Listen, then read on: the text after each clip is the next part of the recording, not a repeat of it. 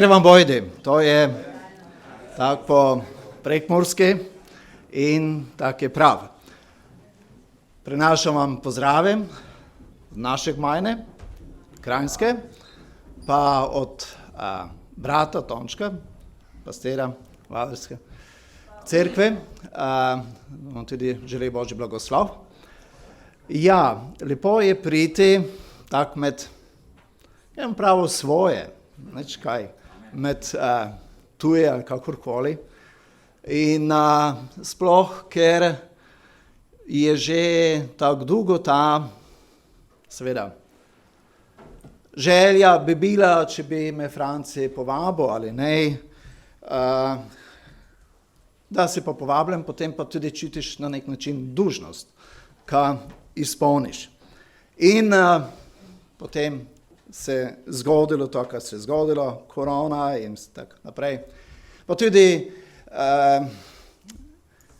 smo v takšni situaciji, ka ne moremo priti kot družina, ka je zelo težko, ka bi vsi prišli iz cerkve ali pa ka bi našli zamenjavo, komplet, ka bi nekako vodo slavljenje, pa predgo. In se je zdaj tako zgodilo, ka je se nakazala prilika, ka imamo predgarje, pastiri, gnes zvečer, ka se že dobimo, pa smo v torkah in se potem nekako ponudila ta prilika, ka sem lahko gnes z vami. Seveda, da tako prideš, po določen času se prebudijo kakšne prijetne spomini, ki so vezani na Nuskovo, pa to seveda na Hajdinjakove. To je zdaj že lajko, da celo 50 let že od toga. Ja sem bil na počitnicah pri Hajdinjakovih, pa je te odokarči Hajdinjaki, ne vem točno za koj, a ne, za eno v Škodov, a ja, pa tak, ja. In seveda te par let kasneje, da je že Olga bila pri Lipotovi, pa so šli Lipot v Nemčijo, pa je šel Karči v Nemčijo, pa je bil Samuel Mali, pa so nicali Varuško in so prišli Vadarce in se še gnes pitan, poleg dve starejši sestri, za koje so me ne poslali. Ampak mi je ne žal, seveda ka ne, daleč od toga mi je bilo žal. Ne? Ker da smo se Samuelem pozdravili, on pravi, ti si bil moj šofer. Sprav ne, jaz sem bil tvoja varuška. Ne? Ja. In tako naprej. Mnoge druge Božje blagoslave, da smo bili tu. In to je ta resnica, ki smo že učili, smo Božja družina. In dosti se ukvarjam za družino in je to tak ena največjih, bi lahko pravili, tematik v Svetom pismi. Ima Bog za družino poseben namen, načrt in seveda uporablja družino za to, da se izpolnjuje Božji načrt kjerkoli. Ja, nazadnje sem bil z vami, ne vem točno, da je to bilo torej nazadnje. Spomnim se pa, o čem sem predgal. To pa se spomnim. Če se še kdo od vas spomni, ne vem, ampak nemo isto predgo, sicer bi lajko, če se ne spomnite, bi lajko, ker zelo redko se zgodi, ka bi dvakrat eno isto predgo, zelo redko. To je prednost, tisti štiri odijo od cerkve do cerkve, tisti to lajko, ja. Mi si pač to ne moremo privoščiti, pa tudi mislim, ka ne bi bilo dobro, zato ker ima verjen gospod Citer besedo, ki jo nicamo določenem času. Ja, prekmurski Šegočin, ampak ko bi gli predga šla v prekmurščini toho, ne moramo obećati. Glede na to, ko sem čil v molitvi, tudi slovenščino, da je to predga ena takšna mešanica. Enega in drugega. Ne mogli pravi špricer, ampak mešanica. Bi pa prosil vodo, ker imam že si jo. Ja, hvala. Za začetek bomo prešteli Božjo besedo, može reči iz Matejevega evangelija, 6. poglavje, 9. pa 10. vrsto, ki jo znate na pamet. To sem prepričan, ko znate na pamet, ampak prečitam. Evangelij po Mateju, 6. poglavje, 9. in 10. vrsta. Vi torej molite takole: Oče naš, ki si v nebesih, posvečeno bodi tvoje ime. Pridi tvoje kraljestvo, zgodi se tvoja volja, kakor v nebesih, tako na zemlji. Molimo se. Nebeški Oče, hvala za tvojo milost, ki nam jo ti izkazuješ iz dneva v dan, vsak trenutek. Hvala za ta čas, da smo lahko zbrani tukaj v imenu tvojega Sina Jezusa. Hvala, Sveti Duh, da si prisoten v naših srcih. Prosim, da tudi prevzameš naše misli, da bi bodo naša srca odprta za tvojo besedo, ki je vedno živa, resnična, ki vedno opravi svoje poslanstvo. In tudi želimo, da v tem času, Gospod, te prosimo tudi blagosloviš vse verne, ki so danes zbrane v tem času, ki slavijo tvoje ime, poslušajo tvojo besedo, na tvojo besedo opravi po tvoji obljubi tvoje poslanstvo. Tebi, Gospod, za to zahvala in čast. Oče, v Jezusu imenu. Amen. Hvala.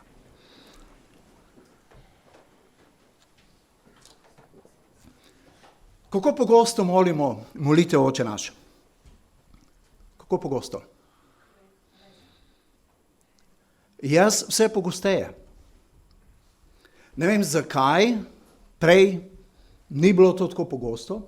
Saj, ko smo odraščali, pozneje, ni bilo v navadi ravno, da bi molili to molitev, ker to molitev molijo tudi drugi.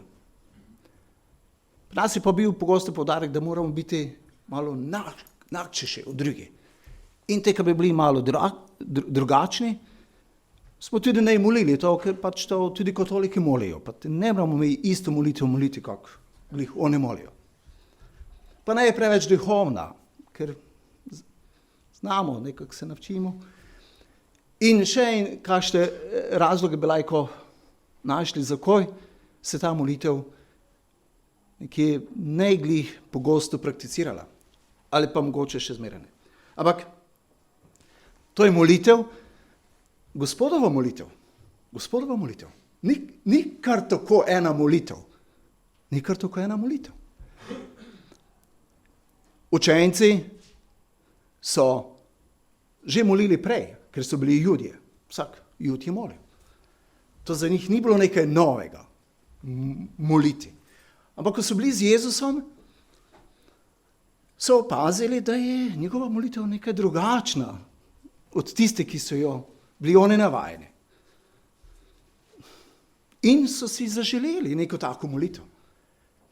In potem ob priliki so zaprosili Jezusa: daj, Gospod, nauči nas moliti. Janez Krstnik uči svoje učence, vsak dober učitelj uči svoje učence molitev, kako naj molijo. In kot odgovor na to prošnjo, Jezus potem pove učencem ta vzorec, lahko rečemo vzorec molitve. In danes bi se usmerili predvsem na to 10. vrsto, ki pravi: pridi tvoje kraljestvo. Kakšno kraljestvo? Kakšno je to kraljestvo? Kako deluje to kraljestvo? Kako me Bog želi vključiti v to svoje kraljestvo? Vsaki molitvi, predvsem tej molitvi, molimo, prosimo, Oče naš, ki si v nebesih, posvečeno bo tvoje ime, pridi tvoje kraljestvo. Torej, Jezus je kralj. To smo v prekmurski pesmi popevali, pa tudi v korusi. Jezus je kralj. In smo na začetku leta in sem prepričan, da mnogi od vas ste si zastavili določene cilje, načrte, kam bi želeli priti do konca leta. Ali kaj bi naj bilo to leto drugačno od preteklega. In dobro se delati načrte, cilje, seveda.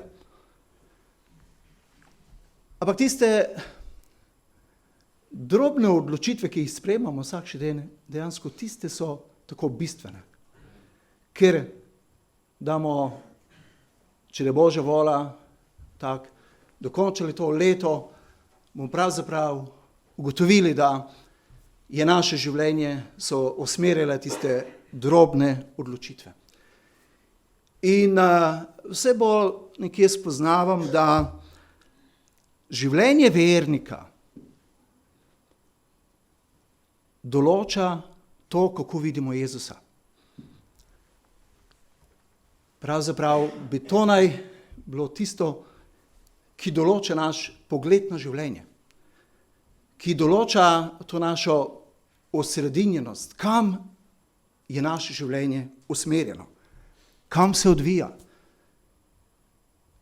Na osnovi česa se odločam in zakaj se odločam tako, kot se odločam. In je prav, da se vprašamo, kdo je zame Jezus.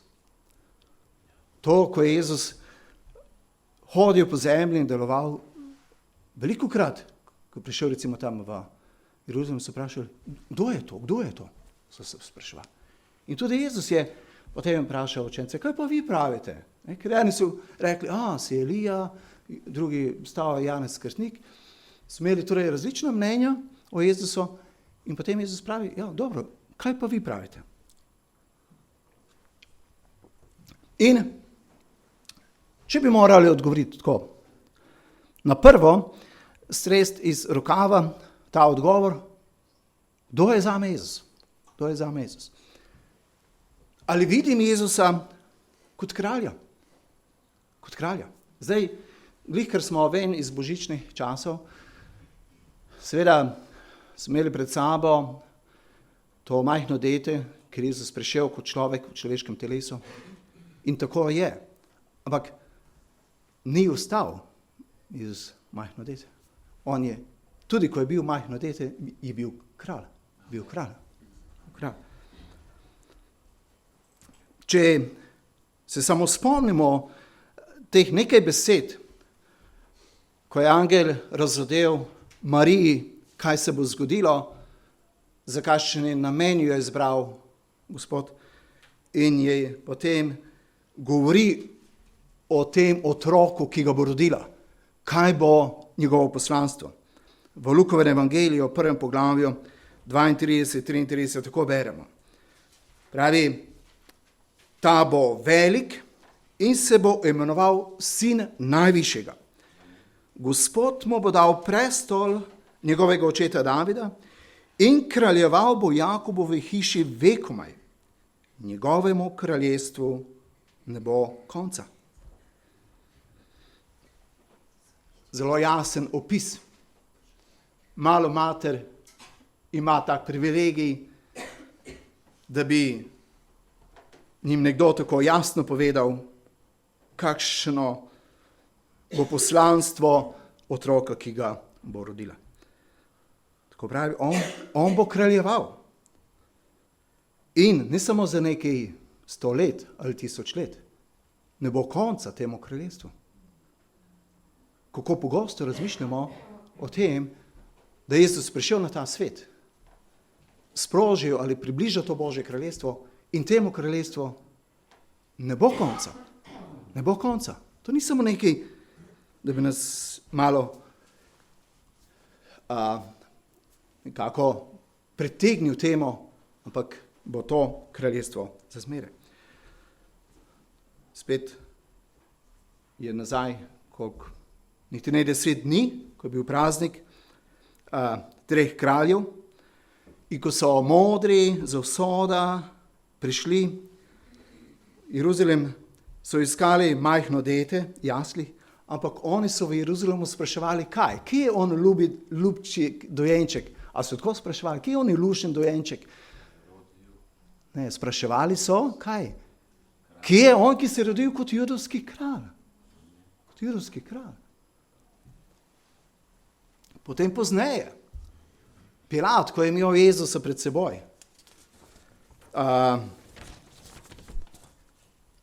ga spraševal, pravi, si ti judovski kralj?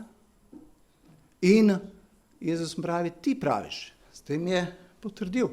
In potem na križ je dal napis Jezus Nazarečan, judovski kralj. Lahko bi dal napis dobrodelnik, lahko bi dal gor napis čudodelec, ali karkoli. Ne, dal je napis judovski kralj. In zastavlja se vprašanje, kaj je vedela Marija, kaj so vedeli trije modri, kaj je vedel Pilat, in danes mnogi kristjani tega ne vemo, ali pa ne vedo dovolj.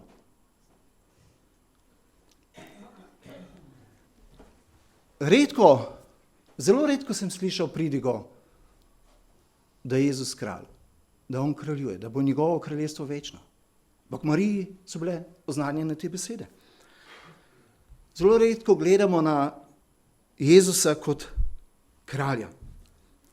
In samo tako lahko razumemo kot cerkev svoje poslanstvo. Če nimamo pred seboj te velike zgodbe, ki jo Bog ustvarja in se odvija zaradi njegovega delovanja, se lahko hitro zgodi, da delamo sicer dobra dela, ampak da ni pravi fokus. In smo lahko nekako malo dezorientirani glede poslanstva. Svoje poslanstvo kot cerkev in kot vernik razumemo šele takrat, ko imamo pred seboj to resnico, Jezus je kralj. Ampak to nikoli ni bilo zlahka za razumeti. Nikoli. V Svetem pismu imamo veliko primerov, ko posamezniki ali njegovi najbližji niso doumeli bistva Božjega kraljestva. Zakaj? Ker je tako drugačno od naših predstav, tako drugačno od naših izkušenj, ki jih imamo, in potem mi razmišljamo, dojemamo, si razlagamo vse to, kar izkušamo na osnovi preteklih izkušenj. Tako deluje naša glava. In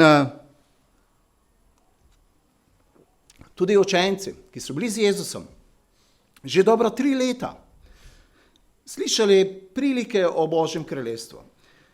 In potem še podrobne razlage o Božjem kraljestvu, ki jim je Jezus govoril, in potem tik preden Jezus zaključi, torej že po vstajenju, to delovanje tu na zemlji, pridejo učenci in ga vprašajo, no, Gospod, ali boš v tem času obnovil Izraelsko kraljestvo?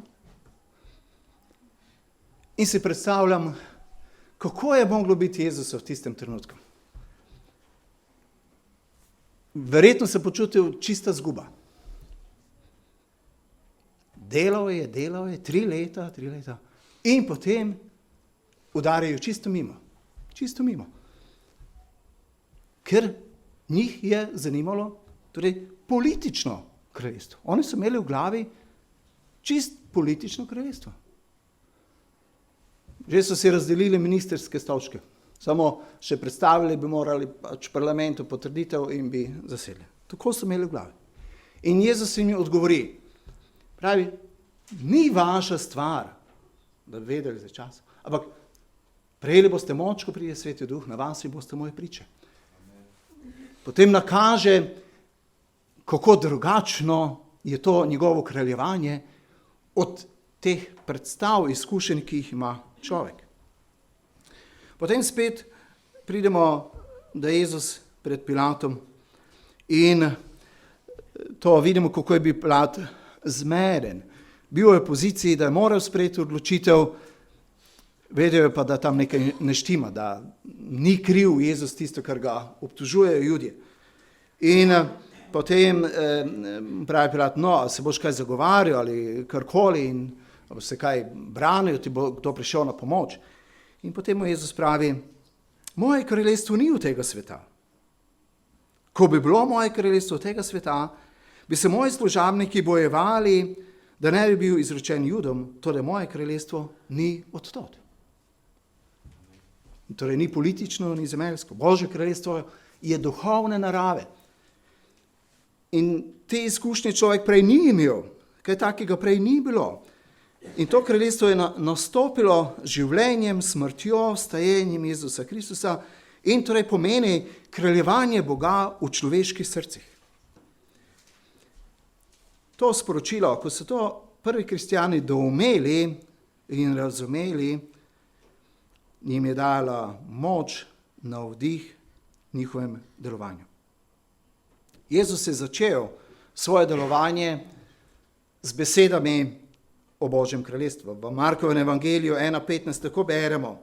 Ko pa je bil Janez izročen, je šel Jezus v Galilejo, oznanil je Božji evangelij in govoril. Čas se je dopolnil. Božje kraljestvo se je približalo. Spreobrnite se in verujte evangeliju. Jezusov prihod pomeni začetek za človeka, nov začetek za človeka in sostvarstvo. Prišel je kralj, ki bo vladal pravično in njegovemu kraljestvu ne bo konca. Kako se danes pogosto gleda na Jezusa? Ja, so verniki ali cerkvi, ki vidijo Jezusa predvsem kot čudodelca. In Jezus dela čudeže, še vedno, seveda. Ampak tudi Pilat je razumel, da je Jezus več kot čudodelec. Zato ni dal napis čudodelec, ampak je dal napis kralj. Jezusa lahko vidimo kot tistega, ki nas rešuje vseh naših težav. Zelo lepo je biti blagoslovljen, zelo lepo. Toda za človeka je vedno tvegano, ko je usmerjen na samega sebe.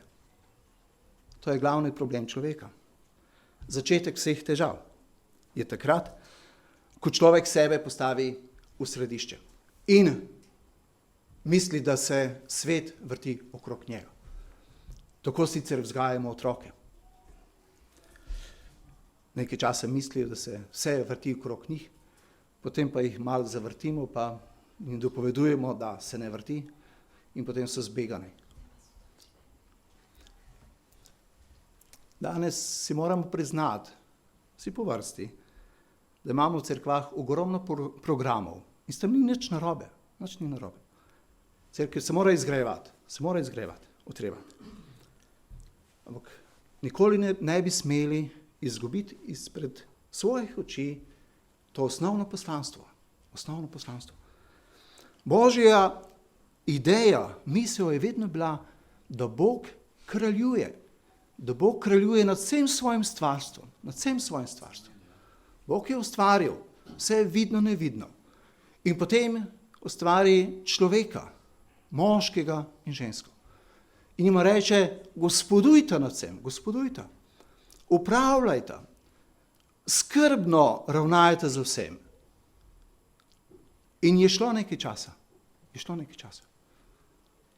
In potem se človek tej svobodni volji upre temu, da je Bog kralj. nekako je posejan njegove misli dvom. In potem, ko je dvom, se lahko zgodi marsikaj. Neposlušnost, upor, in pri človeku se je to zgodilo. Človek se upre. Misli, da lahko brez Boga gospoduje, ne samo brez Boga, ampak da zazame njegovo mesto. In pojavilo se prekletstvo, pojavil se je greh in vse tisto, kar poznamo kot posledice greha. To zlo je začelo prodirati vse pore družbe, življenja, tako kot nek virus. Nobena maska nič ga ni mogla ostati. Greh. In greh je veliko več, kot samo nekaj narediti narobe. To je tudi tista naša temeljna nekako predpostavka ali razumevanje, ko slišimo greh, najprej pomislimo, kaj je pa ta delo narobe. Greh, predvsem Pavel, predstavlja kot enega gospodarja, ki človeka dobi v oblast, da človek ne dela tisto, kar bi hotel, ali tisto, za kar je ustvarjen. Veliko mojega dela je povezano z odvisniki. Vem, kaj pomeni, če nekdo pride tako daleč, da nekaj zagospoduje nad njegovim življenjem. Kako težko se izvleče tistih krempljev. Ampak ne se motiti. Vsak človek je bil sužen, je bil odvisen, je bil zvezan. Vsak. In zato je bil potreben Božji poseg, da bi bil človek odrešen od te moči, od te sile, ki človeku več ni omogočila, da bi opravljal tisto, za kar je Bog ustvaril človeka, zakaj ga je postavil, na katero mesto ga je postavil. Pa Bog ima vedno rešitev.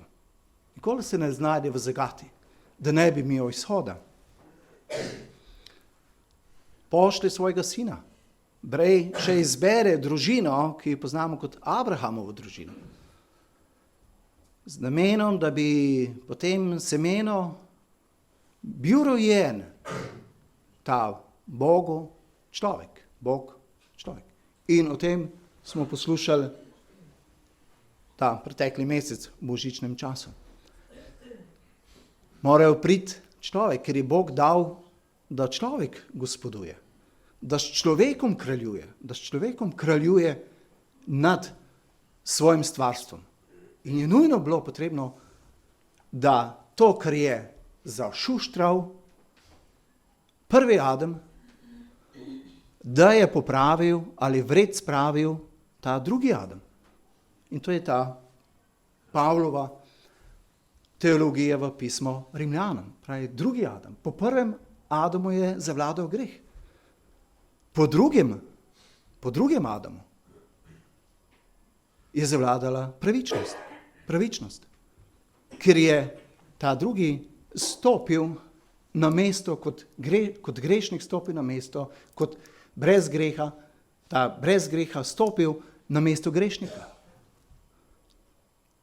In potem izbojeval to zmago, o kateri smo že tudi danes govorili. Jezus svojim delovanjem, že ko je deloval, križ in vstajenje pomeni vrhunec njegovega delovanja. Ampak že svojim delovanjem Jezus nakazal na to naravo, na to bistvo Božjega kraljestva, da bo to kraljestvo drugačno. Da ne bo odločal meč, da ne bo odločala vojska, da ne bo odločala zlato, bogatstvo, ampak da bo odločalo nekaj drugega. Namreč, da bo odločalo drža srca. Ker na začetku je Bog ustvaril človeka, da bo eden za drugega. Da bo v tej drži, tukaj sem, da služim zate. In da skupaj služimo, tako da skrbimo za to, kar nam je zaupano. In to je vso Božje stvarstvo.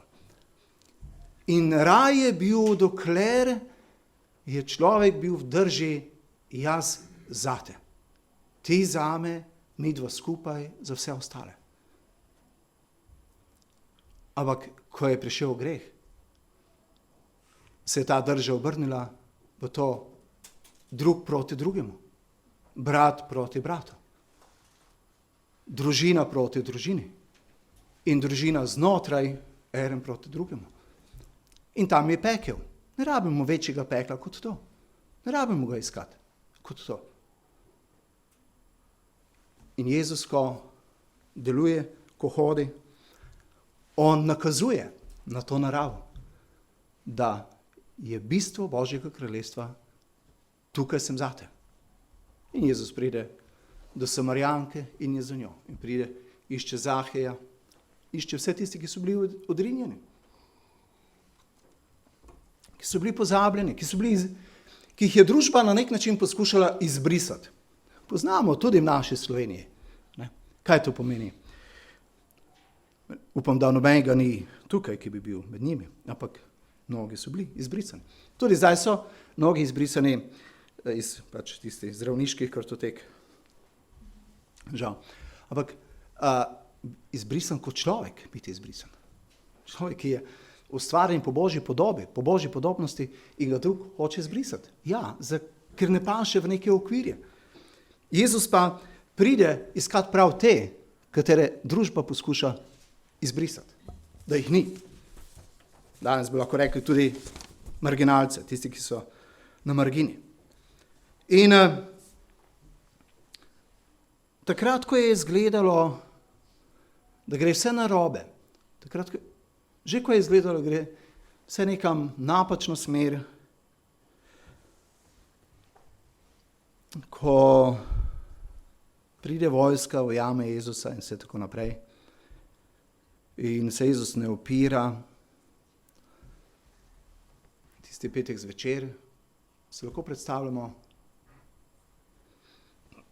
kako se je moglo sesuvati učencem njihov svet, pogled na življenje. Šlo je samo do neke točke obupa. Pa tam se ni končalo. Ampak petek zvečer je moral biti nujno. Ker še takrat, komaj takrat, ko je tema, lahko zasije luč. V pravem sijaju. In potem se zgodi tisto jutro, v tistem vrtu. V prvem vrtu je šlo vse narobe. V prvem vrtu, v Edenskem vrtu. Pa v tem drugem vrtu Jezus ustane, razglasi zmago in se sreča s tistimi ženami, ki ga iščejo in pravi, pojdite in povejte, vstal sem, živ sem. In ni dogodka, ki bi bil večji ali ki bi se lahko primerjal s tem, kar se je zgodilo tistega jutra. Vem, da danes ni velika noč, ampak to je oznanilo, ki ga oznanjamo in živimo vsak dan. Največji dogodek v zgodovini človeštva je bilo Jezusovo vstajenje. In s tem se je začela tako velika zgodba, ki jo velikokrat nimamo dovolj jasno pred seboj, da bi lahko bili dovolj morda vključeni v to zgodbo. To, kar je Bog naredil s svojim sinom Jezusom, s tem, da ga je obudil od mrtvih, pravi Pavel, nakazuje, je sredstvo in moč in garancija, da bo se to zgodilo tudi z nami. Da bomo tudi mi ostali. Postavlja se pa vprašanje, kaj pa zdaj v tem času, ko sem sprejel vero, ko sem postal Božji otrok, postal del Božje družine in do tistega dne, ko me Gospod vzame, kaj pa zdaj v tem času naj počnem? Torej, kaj je zdaj v tem času? da samo iščem čim več obljub Božje besede zame, ali da prosim čim več blagoslovov zase, ali kaj zdaj Bog želi z mano v tem času. To je tisto, kar bi morali imeti vedno pred seboj. Torej, zakaj me Bog želi uporabljati zdaj? Zakaj me pušča tukaj? Ker Pavel pravi, ja, biti z Gospodom bi bilo veliko lepše, ampak sem razdvojen. Si pa želim še biti tukaj, ne zato, da bi še malo potoval sem pa tja, ampak da bi lahko bil uporaben za Božje kraljestvo. Za Božje kraljestvo.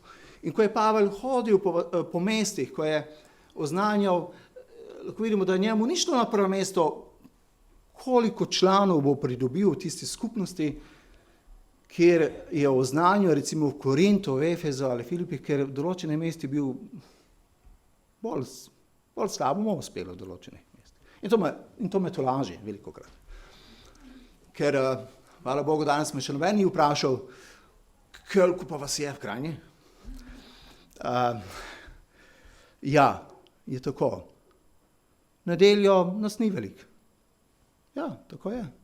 Veste, pridite v neko mesto, nikogar poznati, nikogar tam, pa začeti to naj sprova, kdorkoli že. Ampak služimo ljudem vsak dan. Vsak dan. In čez teden imamo veliko več tistih, katerim služimo kot pa v nedeljo. Žena ima ob torkih, pa četrtkih program za otroke, je prej tam, pa še po tistem, pa še z mamicami se dobiva starši, torej dela, pa jih obiskuje, pa jim pomaga.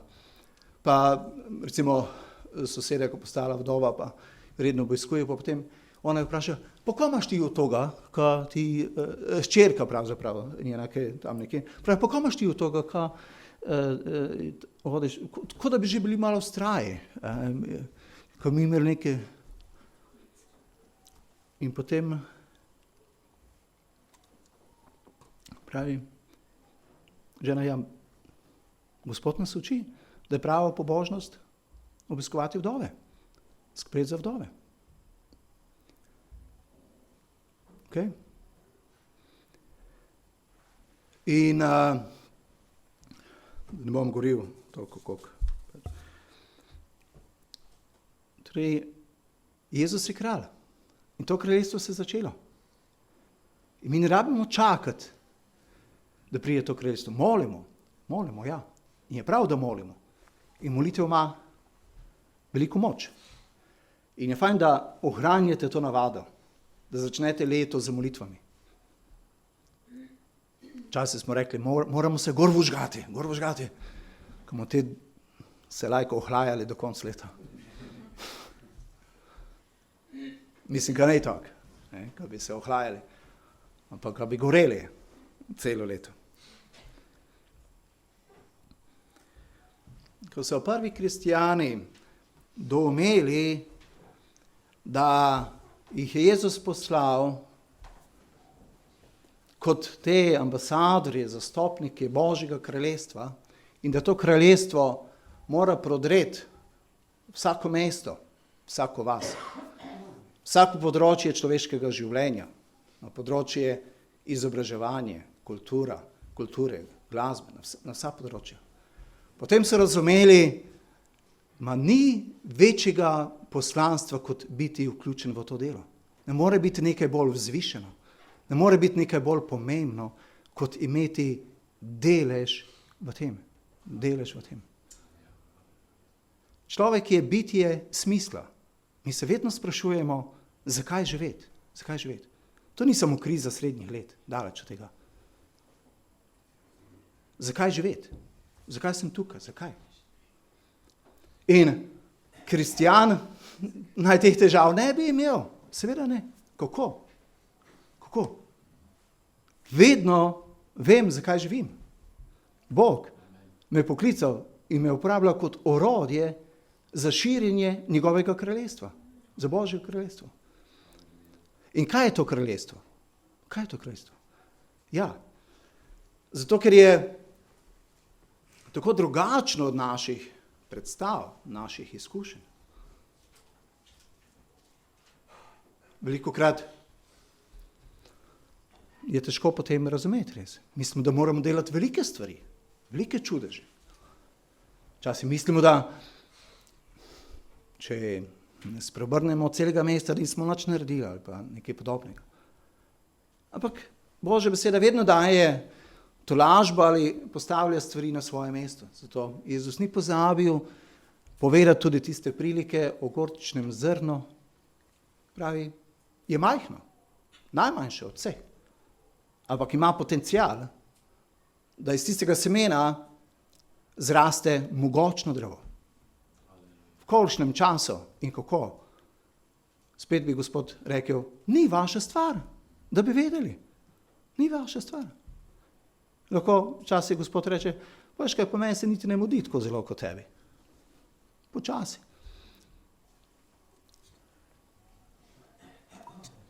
Suhi zrak. Ja, to se mi zdi. Božje kraljestvo deluje. Meni so tako ostale tiste besede, ne točno kako sem jih zasledil, so besede za že bivšega predsednika Boruta Pahorja, ki je izrekel tam enkrat oktobra ali kdaj na srečanju mladih v Stični in jih je nekako tako nagovoril. Pravi, še naprej se zavzemajte za solidarnost, drug za drugega, za poštenost, za pravičnost. In potem pravi, vedite pa to, na koncu vedno zmaga dobro. In če dobro ne zmaguje, še ni konec. Si rekel, pa človek, kje si to pobral? Ker to je evangelij. Na koncu zmaga dobro. In če vidimo, da dobro ne zmaguje, kot recimo v Ukrajini, pa ne vem kaj še, to še samo pomeni, da še ni konec. Ni treba iskati antikrista takoj. Pa pečat, pa ne vem kaj vse. Ni. To kristjani preveč, pogosto, ne?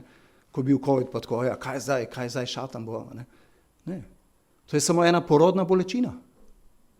Ker Pavel pravi, to, kar se je zgodilo z Jezusom, bo se zgodilo za celotnim stvarstvom. Vse bo prenovljeno, ker Bog postavlja stvari na svoje mesto.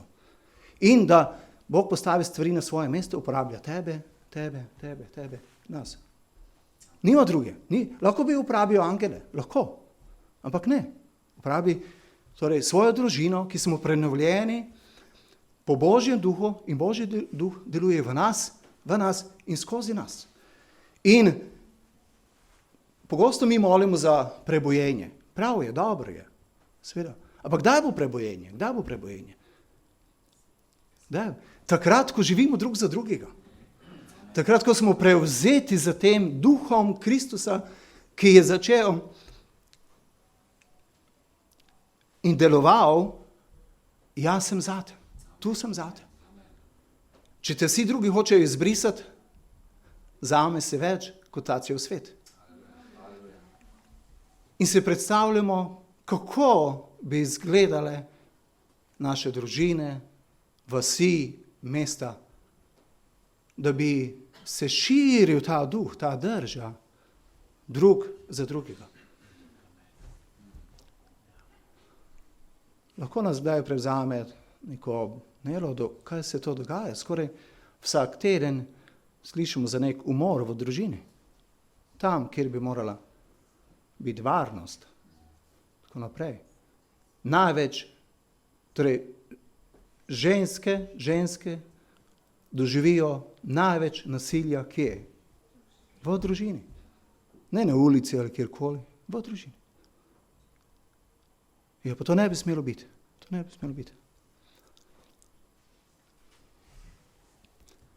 Poslani smo vsak dan. Če ne več, kot da prenesemo eno besedo upanja. Mi ne vemo, Bog nam ne razodeva, ko se srečamo z nekom, morda komu, jaz nimam tega daru, da bi takoj spoznal, s čim se bori, kaj so njegove težave. Verjamem, da nam je Bog dal za to sposobnost, da govorimo in da poslušamo. In ko nekdo pride do tega, da čuti varnost, potem pove, potem se zaupa in pove. In pogosto ostanemo brez besed. In ko ostanemo brez besed, je najboljše, da smo brez besed. Ker potem, če kaj govorimo, govorimo neumnosti. In tiste besede nič ne pomenijo tistim, ko govorimo zaradi sebe, ne zaradi njih. Ampak prosimo Gospoda potem pravo besedo. Pa ne samo besedo, dajmo sebe dati, ker to je najtežje. Mi bi dali marsikaj. In danes je tako, da so ljudje pripravljeni marsikaj dati. Ampak najtežje je dati sebe. Ampak to je to, kar je naredil Božji sin. On je dal sebe. In zato pravi Peter, vi ste pa izvoljen rod, kraljsko duhovništvo, svet narod, ljudstvo za Božjo last, da bi oznanjali odlike tistega, ki vas je poklical iz teme v svojo čudovito luč.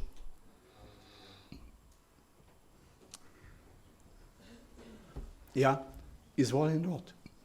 To tudi lahko razumemo, meni pripada vse to, ne. Sem princ, princeza. Ja, pripada, ja.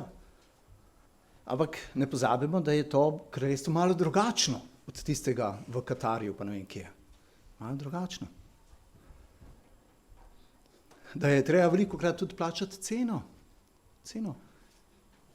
Niso samo privilegiji, tudi cena je zraven. Pravi tako Pavel v Filipljanom, pravi, da bi spoznal njega in moč njegovega vstajenja, ter delež pri njegovem trpljenju. Kako zdaj razumeti te besede? Prosi, da bi razumel, da bi spoznal, še zmeraj prosi za to spoznanje, da bi spoznal njega, torej Jezusa, in moč njegovega vstajenja in delež pri njegovem trpljenju. Zakaj trpljenje, če je pa vstal? Zakaj? Ja, ker je Jezus prišel kot ta sočutna bližina trpečim in je bil s trpečimi. In zdaj smo mi na vrsti, da smo s trpečimi. Mi smo na vrsti. To, kar je Jezus izbojeval to zmago, zdaj implementira cerkev. Cerkev je tista, ki izvaja to implementacijo. V prekmurščini, ne vem ta izraz, da vpelje v prakso, da stvar zalaufa. Evo, pa smo v dejanju prakso. Cerkev implementira, spravlja v dejanja to, kar je Jezus izbojeval. To je Božji načrt. In danes ne bo Pavla, pa ne, Peter je nekje, ampak smo mi. Tisti, ki nas pošilja. In velikokrat ne zdržimo za stisko, in potem samo prosimo za čudež, da bi čim prej bil čudež, ampak velikokrat je morda Božji namen, da zdržimo s tisto bolečino, s tisto stisko. Ker to je tisto, kar je Božje kraljestvo. Ker se širi, ker je tukaj, ampak še ne v polnosti, ampak deluje. Zato Pavel pravi tako v drugem pismu Korinčanom, samo nekaj vrstic. Pravi, pogosto sem bil na potovanji, o nevarnostih na rekah, v nevarnosti pred razbojniki, nevarnosti pred rojaki, nevarnosti pred pogani, v nevarnosti v mestu, nevarnosti v puščavi, nevarnostih na morju, v nevarnosti pred lažnimi brati, trudu, v mukah, pogostnem bedenju, v lakoti, žeji, pogosti posti, v mrazu in goloti. Poleg tega še vse, kar me dan za dnem zaposluje. Skrb za vse cerkve. Kdo je slaboten, ne da bi bil tudi jaz slaboten. To pa se spotika, ne da bi me tudi mene žgalo. Če se že treba hvaliti, se bom hvalil s polno cerkvijo, z velikimi programi, s svojimi slabostmi.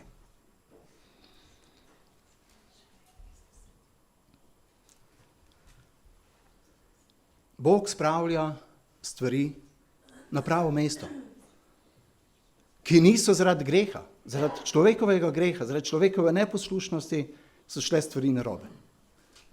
In da bi spet prišle na svoje mesto in da bi Bog kraljeval spet nad vsem, tako kot je to Božja ideja, uporablja cerkev, da se dotakne odrinjenih, tistih, katere želi družba izbrisati, da se dotakne osamljenih. Ni nobena skrivnost, da vse večji problem postaja v naši družbi prav področje duševnega zdravja. Osamljenost. Ljudje poskušajo živeti sami zase, ker je popolnoma kontra temu, zakaj nas je Bog ustvaril.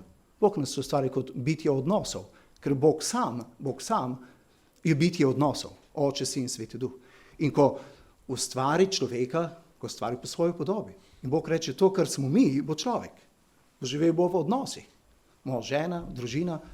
In tako bodo gospodovali nad Božjim stvarjenjem. In potem človek misli, da lahko sam. Ja, danes je res navidezno možno tako živeti, da človek zasluži, ima na bančnem računu, tako naprej, glovo prenese pred vrata, eno drugo, hrano ali kakorkoli. In ja, ampak nekaj ostane prazno. Sem slišal en tak pregovor, da imajo Azijci dva želodca. Enega za vse, pač kar je, drugega pa za riž. In če ne pojejo malo riža, so lačni. Ja, je pač neka prispodoba.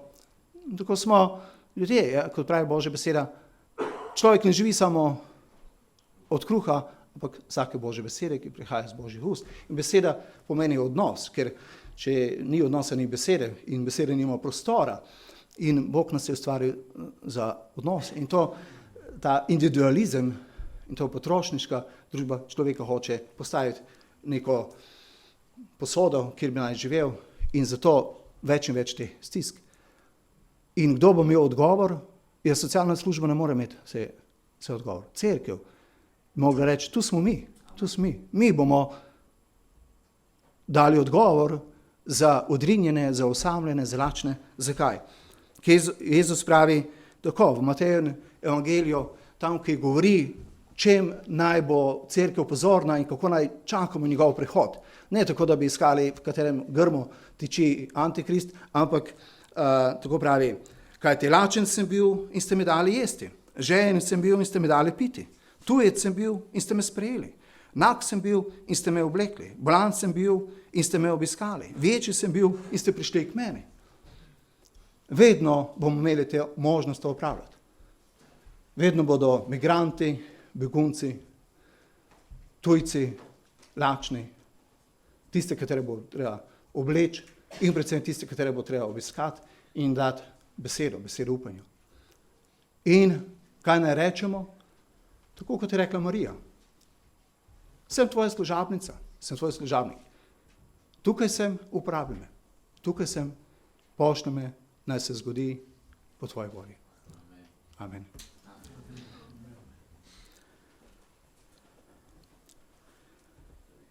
Gospod, prosimo, pridi tvoje kraljestvo.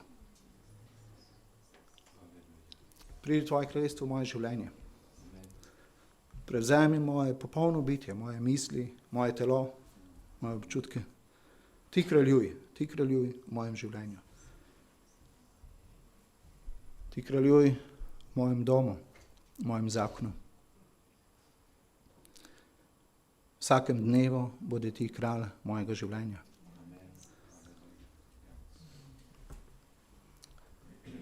In hvala ti, Gospod, za tvoje čudovito delo, ki ga ti upravljaš. Jezus, tvojemu kraljestvu ne bo konca. Ti si kralj. Tebi dana vsa oblast v nebesih in na zemlji. In ne čakamo tega, da bi se to zgodilo, ker ti si povedal, to je že storjeno. Ti imaš oblast. In nas pošiljaš in nas uporabljaš kot orodje, da se širi tvoje kraljestvo, kraljestvo ljubezni, miru, pravičnosti, solidarnosti, usmiljenja, sočutja, odpuščanja. Gospod, pomagaj nam, da bi videli tebe, ki si kralj, da bi se izročili iz dneva v dan tebi, da nas upraviš za širjenje tvojega kraljestva. Gospod, želimo videti pravičnost, želimo videti manj trpljenja, manj stisk. Ampak ko je to, pomagaj, da smo s tistimi, kateri so v stiskah, da smo tam z njimi. Gospod, jaz te prosim, da blagosloviš to cerkev, da jih blagoslavljaš za vsakršnim potrebnim blagoslovom. In hvala, Gospod, za vsakega, ki pripada, ki da samo obiskuje, kakorkoli, blagoslovi pastorja, njegovo družino, vse ostale delavce. Gospod, ti jih uporabi za vse namene, ki se ti določil v čast tvojega imena, v odrešenje mnogim, v blagoslov mnogim, v čas in slavo tebe, večnega kralja. Amen.